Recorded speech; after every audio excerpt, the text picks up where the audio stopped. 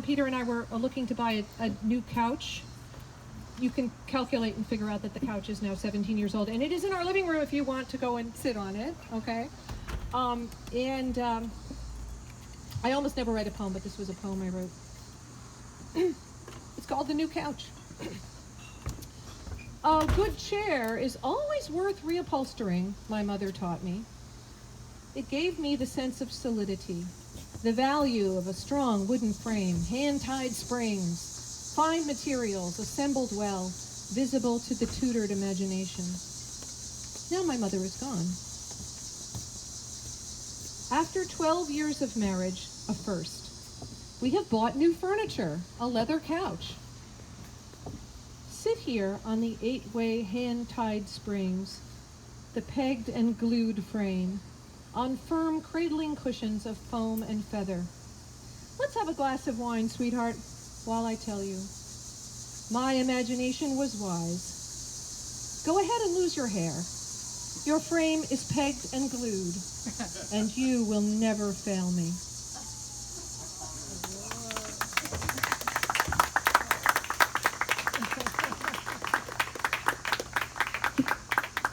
So, the next person you're going to hear is Ron Elving. Ron has been at NPR since 1999, and during that time he was improving Peter's work for 12 years. He is now a senior editor and correspondent and at the Washington desk at NPR, and also teaches at AU, American University. He has been a wonderful friend and mentor and a great gentleman.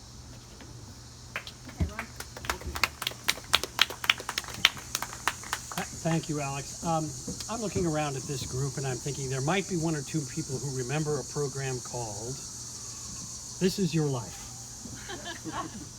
in which voices would suddenly play in the ether, and the poor embarrassed person who was the guest of honor would have to try to identify who it was. It would be pretty bad if they couldn't, of course. So I thought it would be a good thing to bring back some voices that Peter might or might not remember. I hope you can recognize these.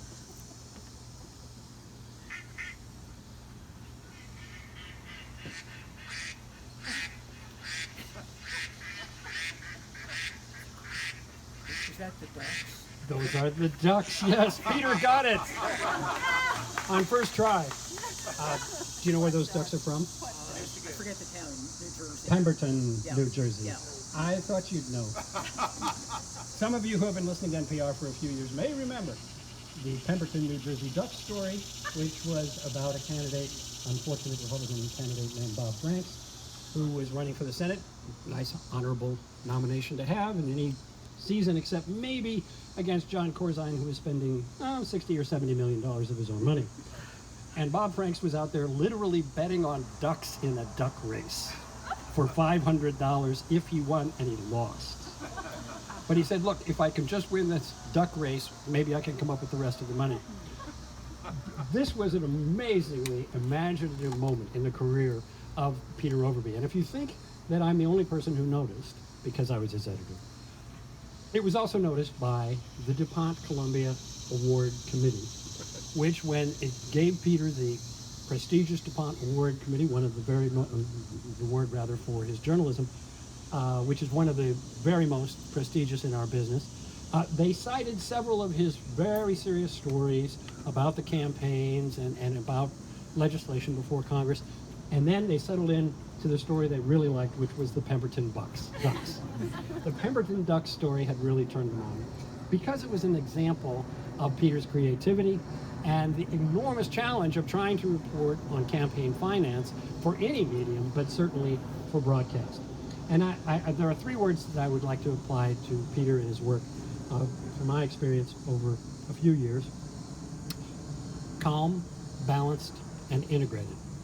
Peter is preternaturally calm. He is the calmest person I have met in journalism, and we have had many, many occasions to test that, and he has always maintained his calm if no one else around him has maintained theirs. And number two, he is absolutely and fundamentally and philosophically balanced. That is not just in the sense that we usually talk about left and right and the parties and all of that, but he is balanced in the sense of how he lives his life, how he brings together all the elements of his life and all the people that he cares about. And finally, what do I mean by integrated? There are different ways to cover campaign finance. You can be bitter. You can look at it all as horribly corrupt and disgusting and constantly be reporting on it as a horror. And certainly Peter has felt all those emotions, I'm sure, in his work. But he always integrated that with a sense of what it was supposed to be about, how there was still something to be sought and something to be achieved in the political system, and how money was going to be integrally part of that as well as integrally part of the corruption that he was reporting on. So that is a tough bit of intellectual integration that Peter did every day for 25 years at NPR and before that at other places. For that, I want to salute him and congratulate him and say I'm honored to call you my friend.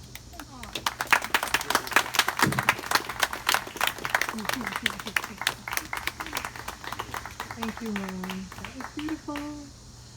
I want to introduce to you Bob O'Hara, who has known Peter since they were baby reporters, cub reporters at the Bergen Record in the 80s, so long ago that he doesn't actually know what year that was. I mean, like back when they wore hats that said press, you know, on a little card that was stuck into the hat band. That's how long ago. They wore like zoot suits, I don't know, I think. Bob is an award-winning investigative reporter at the Washington Post and the author of 3 books, the most recent of which is The Quartermaster from 2016. He's been a wonderful, wonderful supportive friend of Peter's and a wonderful colleague through their many, many lives and changes as journalists. I actually remember almost exactly when I encountered Peter for the first time. It was almost exactly this time of the year in 1990. I was starting a job at the Record in Bergen County, New Jersey, and it was a place that was really a happening place in journalism then. I was a nobody beat reporter, and here was this guy Overby. He was a full-blown personage in the newsroom. Not only was he an experienced government reporter with clout, he wrote lifestyle pieces. Peter himself had style. He was that rare reporter who might be described as dapper. And he drove a white Miata, a car that I had always wanted to drive. I was impressed when he left soon thereafter for Washington. He was going to write investigative reports for Common Cause magazine, which seemed like a very cool, committed move. To my mind, his focus was hardcore: money, politics, and, no intended oxymoron, ethics in Washington. His great work, the awards he won, the admirers he accumulated, especially later during the years as an NPR reporter, all of that, like his mellifluous voice, is well known. What his admirers don't know is how much fun and how interesting Peter is in person, off the air, over a beer or coffee or a plate of eggs. I'm proud to say that Peter and I had something of a routine getting together now and then. Yes, we talked about work. Occasionally we grumbled about our circumstances. But most of all, we batted around ideas, tested journalistic theories, and traded book recommendations. That's the part about Peter's magnificent career that I'll treasure most. Sure, he helped the country better understand money and politics, but he made me laugh and helped me think a little more clearly about what I was trying to do with my own reporting adventures. I owe you, Peter. Congratulations on a long and great run.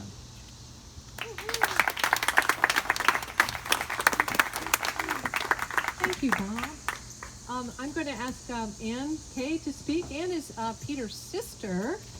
And I just want to tell you that when I first started to hang out with Peter and his family, I was amazed at how nice they were. I had actually never been around a whole group of siblings that didn't interrupt each other more or less constantly, and that called each other by their childhood nicknames on the regular. So they are people who, and still do, call each other by their childhood nicknames, and they are people who really treasure their sibling relationship. Well, I won't call Pete by any nicknames, so you can rest easy. I just want to say, and our sister couldn't be here tonight because she and her husband were out of town on a trip that was planned before this party was in anyone's mind. But I just want to say how proud and happy I am for Pete and wishing him well in his retirement. Lori, our sister, and I used to think that maybe we had had some small role in his success as he was growing up because of the tricks we used to play on him. And this helped him become the investigative reporter with a cynical point of view that has contributed to his success. But I always have been impressed with his commitment and dedication to his work. When we were a lot younger, he was looking for a job, and he knew what he wanted to do. He wanted to report on some aspect of government, and he got, I remember a job came up on Capitol Hill as a PR person for someone in the House or Senate. I no longer remember who it was. And Pete said no, he would not be looking into that job because it would destroy his credentials in his future work. And I thought, oh, this is very short-sighted. It's a job, there would be income. So I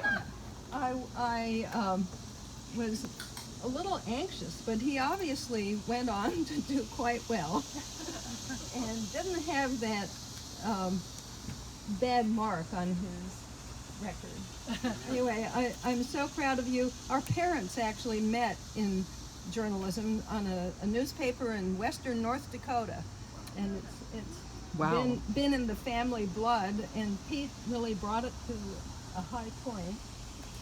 And I'm so proud of you and happy to celebrate your retirement.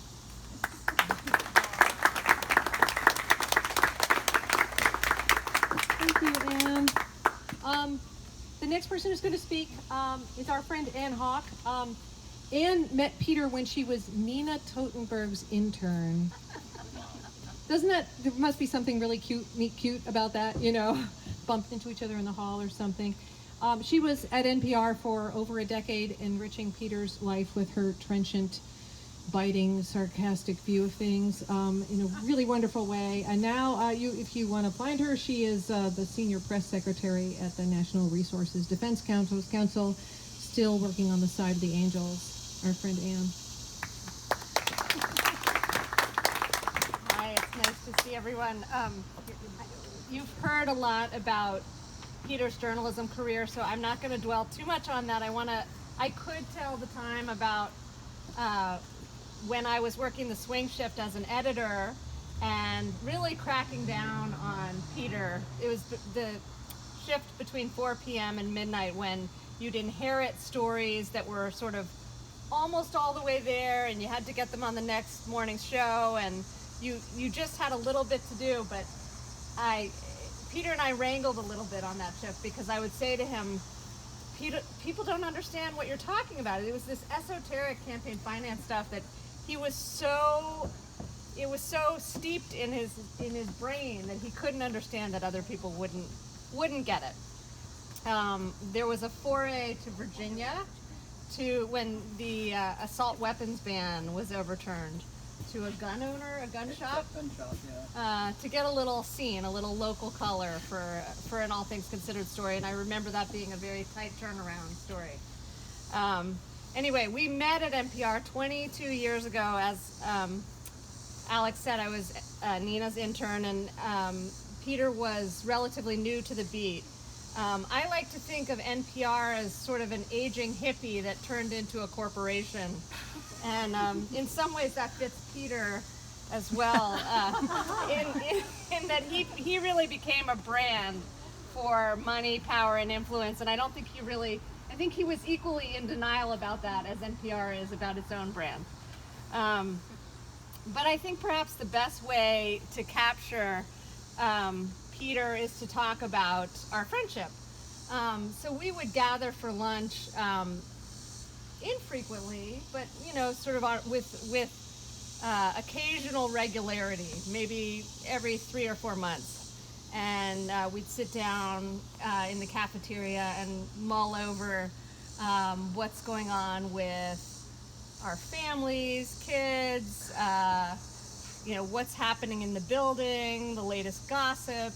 And I think it might be helpful for me to do a little Nina Totenberg dialogue about how that would go, because it'll capture sort of what Peter was like. So here's me. Peter, you have no idea what is going on at Morning Edition. It's insane. Tell me more about that. Well, it's crazy. I mean, everyone is totally up in arms. They're about to change our schedules. They want everyone to work the night shift. It's a total outrage. It's going to ruin my life. Really? No, honestly, Peter, seriously, it's a big deal. Well, let me think. It took a lot to get a rise out of Peter, and sometimes it was infuriating because you want him to just jump up and start screaming. But I do think that these qualities that he had as a listener were very much, I don't know if it's the journalist in him or it's the therapist in Alex, but he had this way of calmly, steadfastly listening and offering sort of just precise little reactions at certain moments that would kind of steer you in the right direction. So I just want to thank you for your loyalty and friendship and kindness and your sensibility. And you are elusive and unflappable, and you are a poker face to the nth degree until the very dry wit comes out.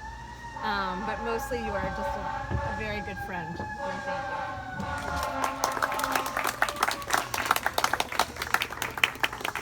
Thank you, Anne. Okay, the last person to speak is someone who probably needs no introduction because we gave birth to her. This is our daughter, Honora. Hi, hello. It's so nice to see all of you here.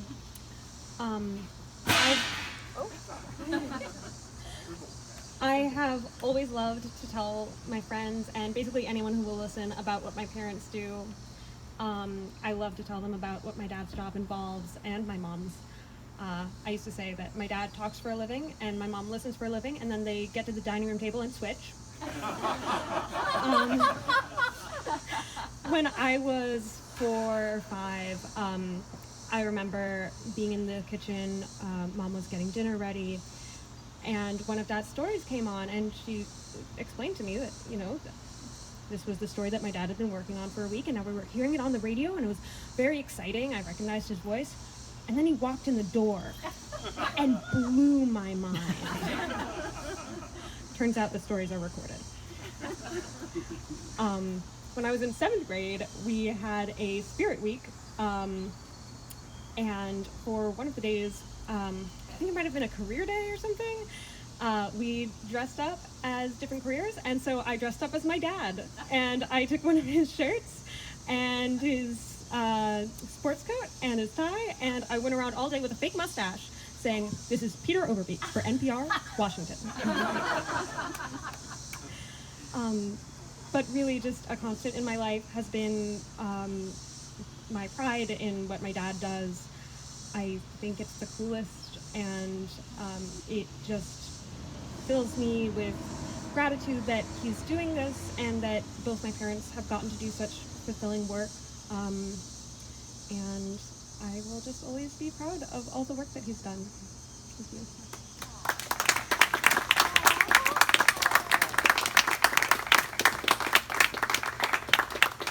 Oh, here's Richard. Hi, I'm Richard. I work at the Justice Department, have forever. And I just want to correct the record on this heartless son of a bitch. I met my wife, Claudette, who's down there, back in about 2002. And it was our 4th date, and we were here. And Peter found out I work at the public integrity section, which does campaign finance. So it's our fourth date, right? And we're here, and when the kids are gone at the other parents, and I want to leave after the fourth date and continue the fourth date somewhere else. Peter, however, has glommed onto me and like a pit bull, and is asking me all about what we're doing at public integrity, and I'm saying, Peter, I think Claudette wants to leave. I really think Claudette wants to leave. He's like, yeah, but what about that bribery case? So that's how diligent Peter is at trying to get people to betray their code of ethics and ruin their life. However, I did peel him off and got married to Claudette, so that all worked out just great. But then I want to mention a long time later in 2010, I got the job of being the election crime guy where I do campaign finance. And I turned it around and got Peter to come out and sit down with me and school me in all he knew, or actually a fraction of what he knew, which was way more than I knew when that fell on me. And I will always appreciate that. Thank you, Peter.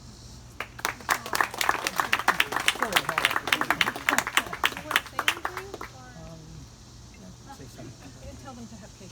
Oh yeah, yeah. There's cake. First of all, there's cake.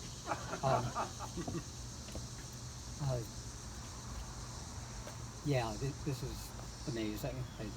I appreciate what everybody. Oh, I'm sorry. I want to mumble.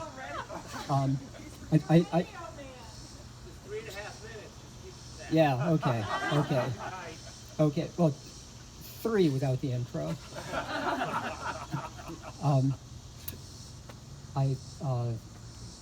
I'm bowled over by this whole thing, and the business of retiring is weird, but the business of having a retirement party and people saying wonderful things, everyone should do this.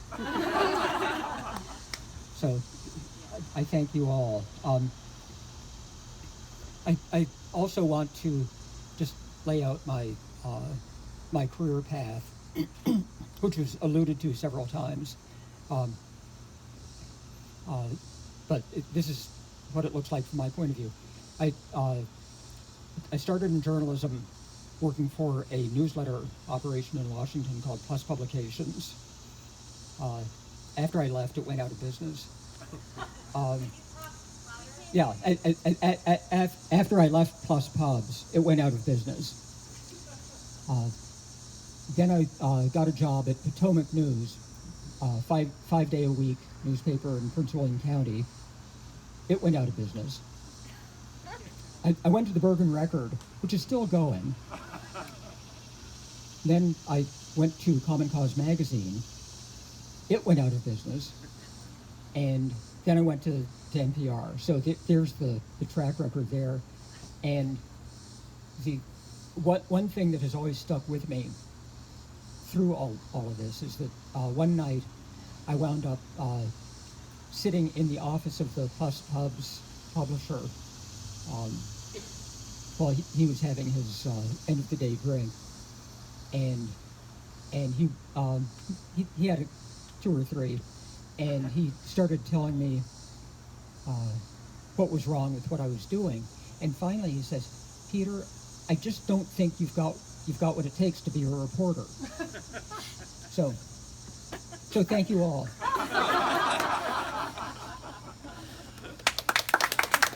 Kate.